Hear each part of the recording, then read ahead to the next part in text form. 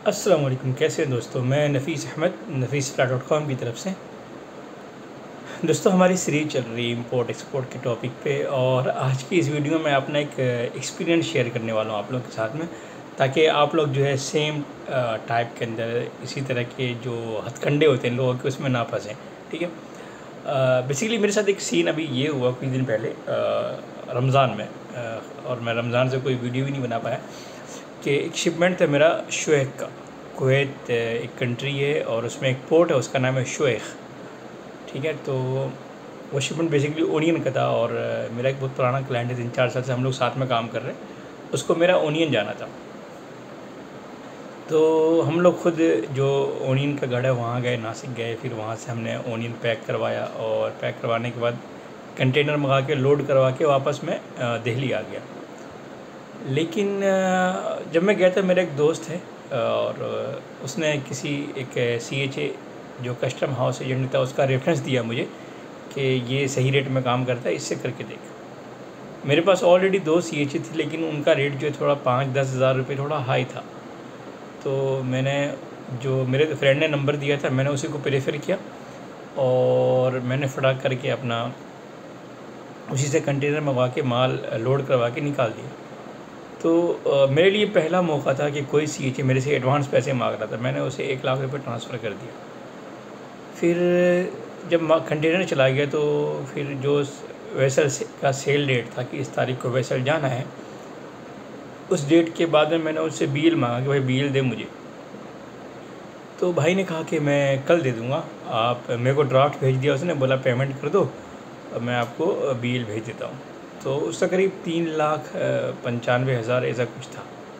ठीक है। Approximately 4 lakh rupees थे उसके। मैंने पूरा पेमेंट उसे कर दिया, और फिर मैंने ना ये चेक किया कि गेट पास दो मुझे, ना मैंने ये चेक किया कि वेसल की स्टेटस क्या है।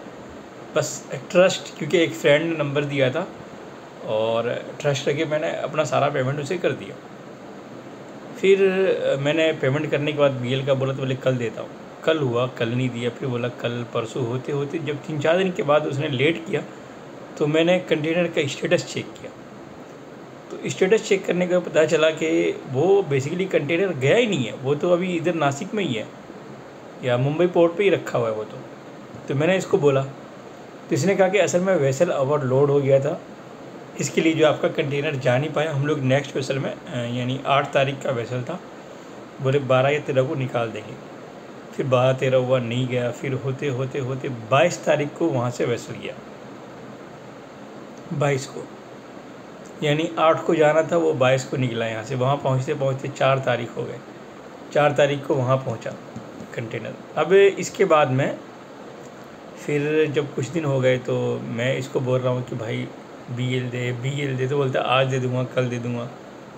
असल में जो मेरे पास बुकिंग आई थी उसमें एक कंपनी का नेम लिखा हुआ था जिससे मैं डायरेक्ट काम किया करता था। ये तो एजेंट था, इसके पास ना अपना CHA लाइसेंस, ना अपना कुछ। ठीक है। और बस एक अच्छा सा नाम चूज़ करके अपना लोगों से काम कर रहा है। तो फिर मैंने इसको बोला कि बिल दे, तो बोलते देता हूँ। फिर बाद में मेरे से करीब 2.25 लाख रुपए और मांगने लगा ये मेरे से कि 2 लाख रुपए और दो, उसके बाद मैं बिल दूँगा। मैंने क्या भाई, तू 30 दिन के बाद अब मेरे से पैसे मांग रहा है, पहले बोलता तो मैं पहले इंतज़ाम करता, क्योंकि ओनियन है, पेरिशेबल आइटम है, सड़ने का डर होता है, ख़राब होने के चांसेस होते हैं। तो फिर मैंने जो BL ड्राफ्ट दिया था उस पर जिस कंपनी का नंबर था, मैंने उससे कांटेक्ट किया। मेरे रिलेशन है उनसे, क्योंकि मैं डायरेक्ट उनके साथ काम करता था। अब की बार मैंने किसी नए बंदे के साथ काम किया था, तो वो बताया कि भाई ये बुकिंग हमने इस कंपनी को दी थी। तो मैंने जिस कंपनी को उसने बुकिंग दी थी, मैंने उस कंपनी को फ़ोन किया, तो पता चला कि भाई जिसको आपने पैसे दिए हैं उसने अभी तक पेमेंट ही नहीं किया। यानी करीब 30-35 दिन हो गए थे कंटेनर को मेरे को पेमेंट किए हुए, लेकिन उसने सामने वाले को पेमेंट ही नहीं किया था। जो मेरा पेमेंट है, जो 4 लाख मैंने उसे पे किया था, उसने कहीं यूटिलाइज़ कर लिया था। मैं आपको उसका इनवॉइस दिखाऊंगा, ठीक है, जो उसने मुझे भेजा है। और फिर होते होते काफ़ी, यानी बहुत सारी बातें हुई हमारी, और फिर मैं लीगल एक्शन के ऊपर गया, अभी भी प्रोसेस में है वो। और उसके बाद जो है करीब फिर मैंने और पेमेंट किया, फिर करने के बाद करीब 55 डेज़ के बाद में उसने मुझे BL दिया, ठीक है। और 55 डेज़ का डैमरेज चार्ज, इस तरह के और बहुत सारे चार्जेस होने के बाद वजह से वहाँ पे जो ओनियन तो पूरा सड़ गया, ठीक है, क्योंकि 55 डेज़ तक ओनियन वहाँ खड़ा था, वो तो ख़राब हो गया। उसको वेस्ट करने के लिए जो मेरा क्लाइंट था उसको करीब एक तो ओनियन का पैसा, फिर मेरा जो पैसा लगा वो अलग से, फिर उसको डैमेज करीब 6-7 हज़ार डॉलर भरना पड़ा। करीब 10-12 लाख रुपए का उसका लॉस था, मेरा करीब 2-2.5 लाख रुपए का मेरा अपना लॉस था। तो करीब एक शिपमेंट की वजह से, एक मेरी गलती की वजह से करीब मेरा 2-2.5 लाख का लॉस हुआ, और जो सामने वाली पार्टी थी उसका करीब 8-10 लाख का लॉस हुआ अप्रोक्सीमेटली, मिनिमम। और प्लस जो हमारा रिलेशन था करीब 3 साल से, वो सारा ख़राब हो गया। क्यों? एक ऐसे CHA को मैंने काम दिया था जिसको मैं जानता नहीं था, ठीक है, बस ट्रस्ट के बेस पे। तो एक सबक मेरे लिए ये था, और आपके लिए भी है, कि अगर आप बिज़नेस करते हैं, किसी के साथ डील करते हैं, तो प्रोफेशनली करें, ठीक है।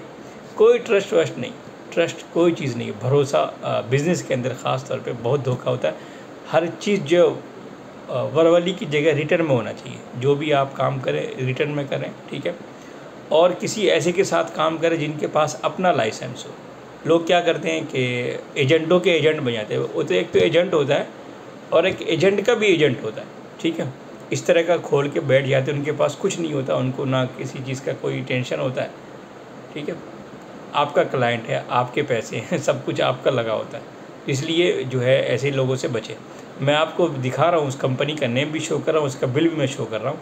मैं आप लैपटॉप स्क्रीन पर आता हूँ, फिर आपको दिखाता हूँ। तो दोस्तों ये है company PVR clearing and forwarding services, ठीक है। इनसे मैंने सर्विस ली थी, और मैं इसकी कंपनी का नाम दिख रहा था, कोई और भी लोग भरोसा करके काम ना करें इसके साथ, ठीक है। ये कुछ 3,93,000 मैंने इन्हें पेमेंट किया था, लेकिन ये लोग पेमेंट लेके बैठ गए, पेमेंट कहीं यूटिलाइज़ कर लिया और पूरा मेरा माल वेस्ट कर दिया, मेरी पार्टी को ख़राब कर दिया इन लोगों ने, ठीक है। इसलिए अगर आप काम करने जा रहे हैं, एक्सपोर्ट करने जा रहे हैं, आपके पास अगर आप एक्सपोर्ट हो जाए तो बहुत सारे CHA लोग आपको फ़ोन करते होंगे कि हम ये हैं वो हैं। पहले आप वेरीफाई कर लें उनको, ठीक है, अच्छे से कर लें कि उनका अपना लाइसेंस है कि नहीं, उसके बाद उसके साथ काम करें, और सारा कुछ जो है रूल रेगुलेशन के हिसाब से काम करें, कुछ वर्बली और ट्रस्ट के बेस पे ना करें, ठीक है। तो चल मिलते हैं अगली वीडियो में, अपना ख्याल रखिएगा, अल्लाह हाफिज़।